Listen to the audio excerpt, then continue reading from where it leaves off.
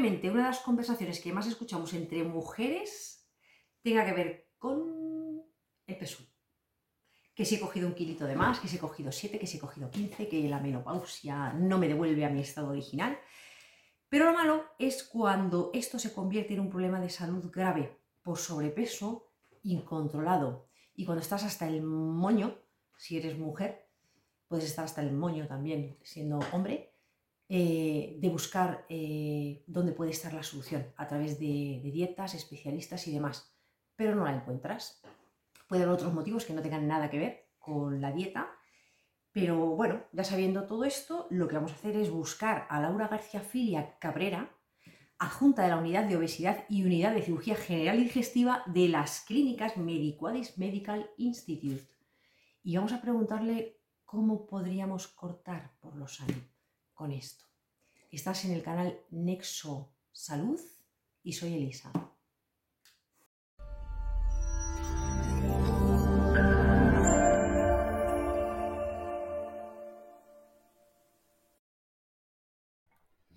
¿Qué tal, Laura? ¿Cómo estás? Bienvenida a este espacio de salud. Encantada de saludarte. Muchas gracias, un placer compartir estos minutos contigo. Vamos a hablar de una especialidad que tienes tú, que además es que, bueno, pues es un problema que tienen algunas personas, pero otras lo tienen de una forma bastante más, que les complica su salud bastante más. Me gustaría que nos explicaras cuándo una persona se considera que está en estado de sobrepeso. Bueno, existen diferentes indicadores para hablar de el estado, el peso o sobrepeso, obesidad en un paciente, desde el perímetro abdominal, relacionados con la composición corporal, pero el parámetro más extendido y sobre el que se basan las indicaciones de necesitar un tipo de intervención terapéutica u otra es el IMC, en español, que es el índice de masa corporal, que relaciona el peso y la talla del paciente. Hay que tener especial consideración porque puede haber algunos pacientes que tengan un índice de masa corporal muy alto y no por ello que tengan un estado de salud malo. El ejemplo típico, un deportista que se dedica a la halterofilia probablemente tenga un IMC elevado, pero no por ello se debe considerar obeso. Quitando estas excepciones, esa imagen que tenemos del sobrepeso se relaciona cuando el IMC está entre 25 y 30 y por encima de 30 es cuando hablamos de obesidad, en diferentes grados dependiendo de ese IMC. ¿Cómo puedo tratar la obesidad antes de llegar a un quirófano, por ejemplo? Hay Eh, personas que no les funciona lo que hacen. La obesidad es, para mí lo más importante es que es una enfermedad cada vez más prevalente y mucha gente es obesa sin ser consciente de ello. Es una enfermedad que supone un gran abanico de comorbilidades, es decir, de otras enfermedades asociadas o que actúa como factor de riesgo para otras muchas enfermedades eh, potencialmente mortales. La obesidad se relaciona con trastornos cardiovasculares, aumenta el riesgo de desarrollar enfermedades oncológicas, como por ejemplo el cáncer de colon. Y hay mucha gente que no sabe comer bien y no sabe llevar unos hábitos de vida saludables. Eh, Llegado cierto punto es muy difícil conseguir un peso adecuado solamente con ese tipo de medidas. Y es ahí cuando ya hablamos de una obesidad mórbida o una obesidad con otros factores de riesgo asociados que se van a beneficiar de la intervención quirúrgica, que no va a ser suficiente si no se acompaña de unos adecuados cambios en el estilo de vida y en la conducta. De hecho, el mejor predictor de éxito con una cirugía, tras una cirugía bariátrica, es que el paciente alcance ese momento de la cirugía habiendo perdido aproximadamente un 10% del exceso de peso que tiene previo a la intervención, porque eso nos indica que el paciente está realmente concienciado y que ya incluso antes de la cirugía ha empezado con esos cambios y esos hábitos que son fundamentales. Yo me pregunto si realmente ese factor genético es real o no es tan real, sino que depende más del tipo de hábitos que tiene cada persona. La obesidad se considera una enfermedad multifactorial, es decir, que influyen muchos factores, desde el ambiente, entendido como las poblaciones en las que nos relacionamos o en las que nos criamos. En ello incluso está visto que el estatus socioeconómico se ve influenciado. Eh, Hay personas y el factor genético que tanto se tiende a mencionar, está ahí. La obesidad implica muchísimas vías hormonales que se mantienen todavía en estudio y que se han visto algunas hormonas claramente relacionadas. Hay algunas obesidades incluso de causa exclusivamente genética debido a determinadas mutaciones en algunas de estas hormonas reguladoras. Cuando una persona acude a vosotros porque ya ha agotado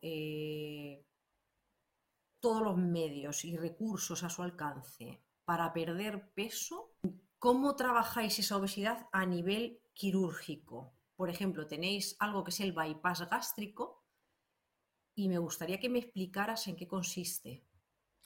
A mí lo primero que me gusta cuando viene un paciente a consultarme acerca de la obesidad, lo más importante, como en casi todas las decisiones quirúrgicas, es saber cuándo indicar. Hay que hacer una muy buena valoración preoperatoria para saber si ese paciente realmente es candidato para la cirugía. Para nosotros siempre es muy fácil y muy agradable operar, pero hay que saber y tener muy claro cuándo no. Actualmente las indicaciones de cirugía bariátrica se establecen en cuanto a si se tiene un IMC de más de 40 o si se tiene un IMC de más de 35 asociado a alguna comorbilidad, alguna otra enfermedad asociada como la hipertensión, la diabetes o la dislipemia.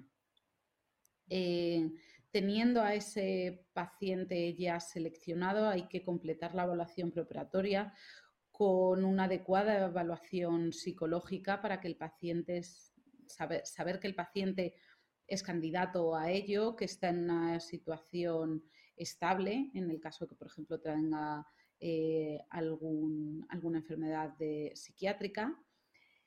Es necesario que también sea valorado por el equipo de endocrinología para que haga un estudio nutricional completo y se le vaya implementando una dieta específica que hay que llevar a cabo antes de la cirugía y para asegurarnos que ese paciente va a cumplir después de la cirugía con las recomendaciones que tiene que llevarse a cabo, porque con la cirugía no se acaba este problema. Y además hay que hacer una serie de pruebas que nos van a poder delimitar algún problema, algún trastorno, enfermedad específica asociada que nos pueda condicionar qué tipo de cirugía podemos o no podemos hacer, o si esa cirugía bariátrica se debe de acompañar de otra intervención. Hablando específicamente del bypass gástrico, se considera a día de hoy la técnica gold standard, es decir, la número uno, la técnica de oro, por decirlo así, en cuanto se considera así porque es con la que se comparan el resto de intervenciones que se llevan a cabo. En cuanto a Porque es la resultado, que ¿Cómo? En cuanto a resultado. En cuanto a resultados. Es eso, con la que se comparan todas las nuevas técnicas o las que van surgiendo, y es la que ha conseguido una mayor reducción lograr objetivos en cuanto al peso y reducción de las comorbilidades que hablábamos antes, con una mayor tasa y sobre todo mantenido en el tiempo. ¿Y en qué consiste exactamente? El bypass es una técnica que se llama malabsortiva, aunque tiene también un importante componente restrictivo. Restrictivo, ¿qué quiere decir? Que lo que vamos a hacer es disminuir la capacidad de nuestro estómago y con ello conseguir mayor saciedad. Y las técnicas malabsortivas lo que tienen es que se produce un determinado bypass, un determinado cortocircuito, una alteración del circuito normal de nuestro tránsito intestinal que disminuye la absorción de nutrientes y de grasas y con ello se consigue perder peso. El bypass consiste en dejar un reservorio gástrico de unos 30-50 centímetros cúbicos y que se acompaña de este cortocircuito que hablábamos en el intestino, de forma que, aparte de que nos queda un estómago muy pequeñito, esa cantidad de alimento que ingerimos no va a ir directamente a las vías que permiten la digestión y la absorción, consiguiendo así una reducción del tramo intestino en el que se puede absorber grasas y el resto de nutrientes. Con ello se consigue una, una pérdida de peso importante por estos dos motivos y además ese cortocircuito se ha visto que ayuda mucho por diferentes rutas hormonales y demás, el corregir a largo tiempo las comorbilidades, que no solamente por la pérdida de peso como tal ya nos va a ayudar a mejorar esto, pero este tipo de intervención ayuda específicamente a estas comorbilidades. Por eso es especialmente interesante en pacientes que no solamente son obesos, sino que tienen síndrome metabólico que incluye pues, la hipertensión, el colesterol y que tienen un riesgo muy aumentado de enfermedad cardiovascular.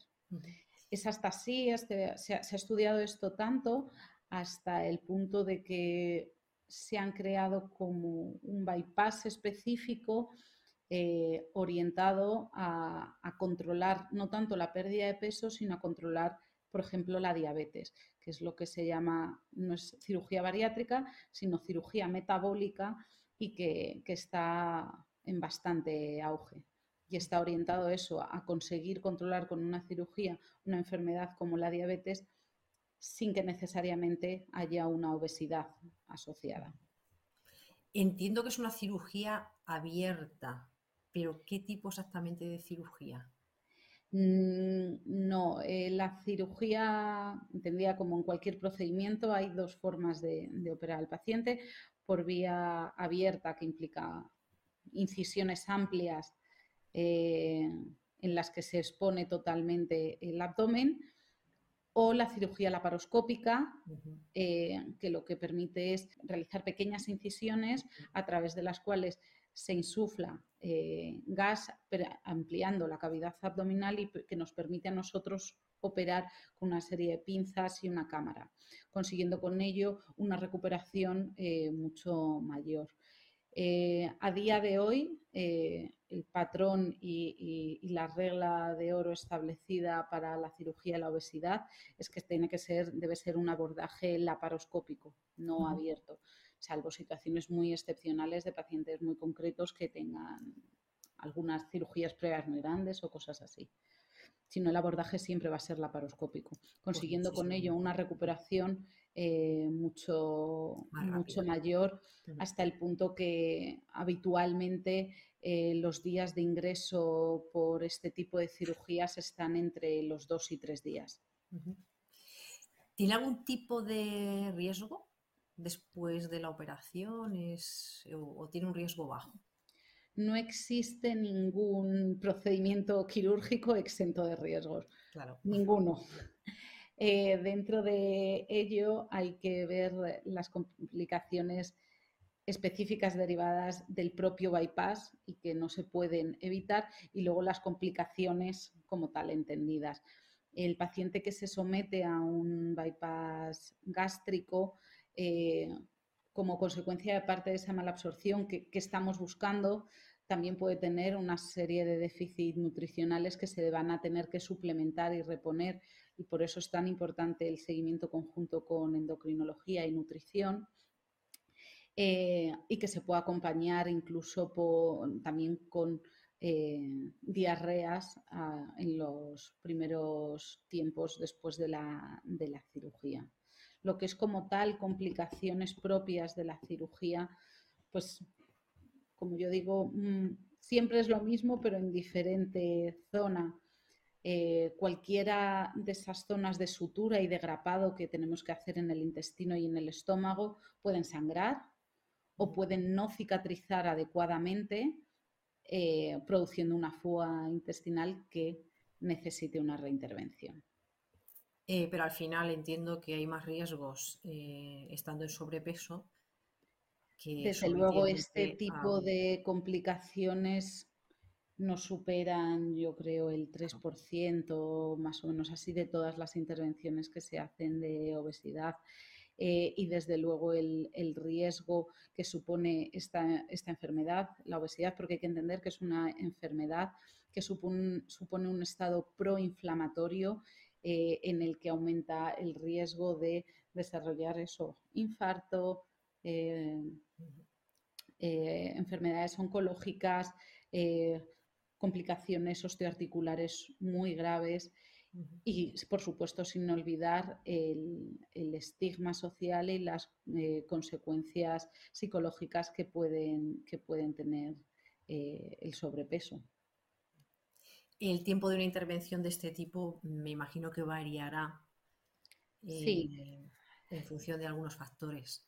eh, sí, pero bueno, en líneas generales, eh, el paciente que no tiene características específicas por alguna cosa, la intervención, lo que es puramente el tiempo quirúrgico, que luego siempre los familiares que están fuera dicen, pero es que usted ha tardado más. No, no solamente la cirugía, luego está el tiempo de preparación de anestesia, de enfermería, pero bueno, lo que es nosotros operando es una intervención que yo creo que en unas 2 horas y media, 3 horas se puede llevar a cabo habitualmente.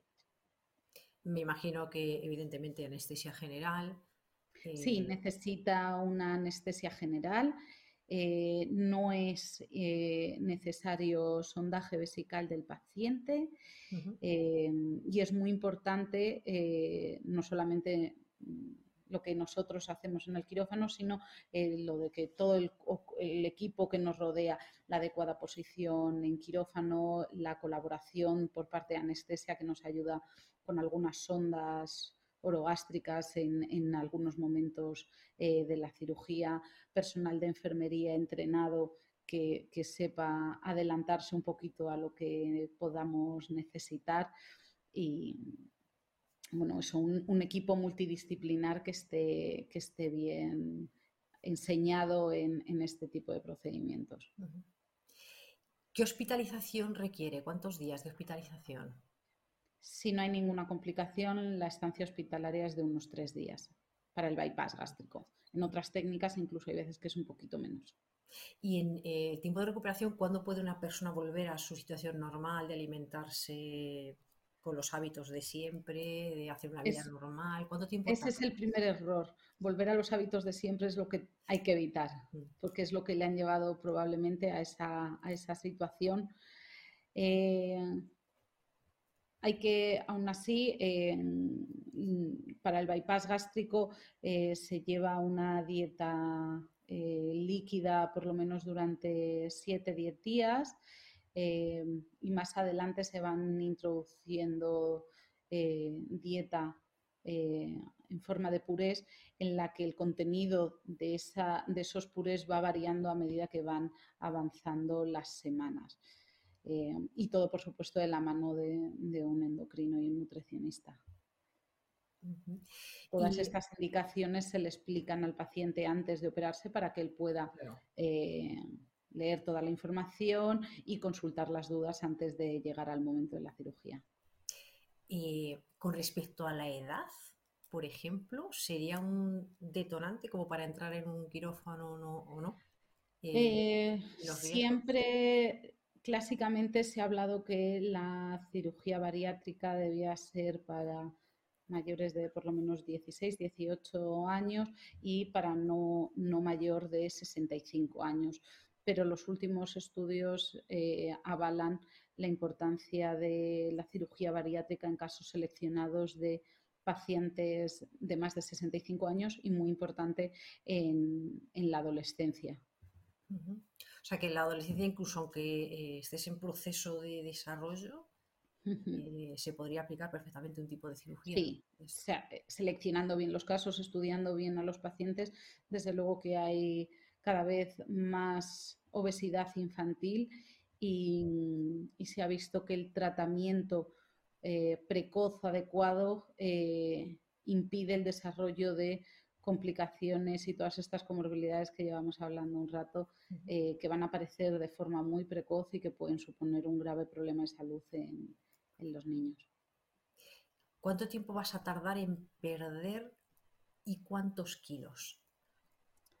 Aunque es variable, la pérdida de peso se empieza a notar desde el principio de la cirugía y más o menos incluso puede alcanzar los 5 kilos de peso al mes en los primeros quizá 12 meses. Luego tiende a estabilizarse un poquito, siempre hay un pequeño repunte, quizá en torno a los 2 años, una cosa así, y luego finalmente se estabiliza. Hasta que no se ha alcanzado esa estabilidad en el peso, no se recomienda llevar a cabo intervenciones sobre las secuelas estéticas que quedan después de una cirugía de este tipo, porque todo este exceso de peso que perdemos, nuestra piel lo nota. Claro. Y puede ser especialmente acusado en brazos, en piernas y en el abdomen, requiriendo de alguna cirugía extra de carácter más estético pasado el tiempo, pero que no se debe hacer hasta que ese peso está alcanzado. Me imagino que algunos pacientes recuperarán o podrían recuperar parte del peso, pero creo o pienso que nunca engordar con la cantidad de kilos que has perdido. Con técnicas como el bypass es excepcional por todo ese cortocircuito y esa importante restricción del volumen gástrico que tiene. Eh, Siempre puede haber algún pequeño repunte en algún momento dado y la cirugía ayuda mucho y en cirugías como el bypass es muy difícil recuperar el peso que se tenía antes de la intervención, pero yo insisto mucho, hay que llevar un estilo de vida saludable con una dieta mediterránea, equilibrada y variada y por supuesto acompañada siempre de ejercicio físico para no volver a los patrones de antes, que si bien a lo mejor no nos conducen a un estado de obesidad, sí que nos pueden llevar a un sobrepeso. Lo que veo es que la cooperación del paciente es primordial. Sí, el paciente tiene que estar totalmente implicado y seguro de la decisión que va a tomarse. En Es esto sí un, lo que es un trabajáis a la... cambio. Para mí es una muy buena decisión, pero hay que dar el paso cuando uno está seguro y convencido de ello, Exactamente. sabiendo que eh, no es un esfuerzo en balde, es algo que va a mejorarle mucho su salud y luego va a llevar otros extras asociados a nivel psicológico. A nivel psicológico puede haber cambios cuando la persona pierde tanta cantidad de peso. Sí, los dismorfismos y problemas en la nueva aceptación se han dado y por eso es tan importante que los psiquiatras valoren a los pacientes antes de la cirugía y que luego, llegado el momento, hagan una evaluación si surgen problemas, desde luego.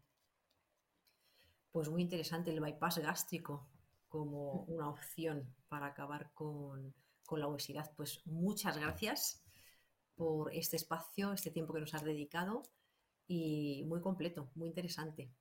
Muchas gracias a ti. Gracias, Laura.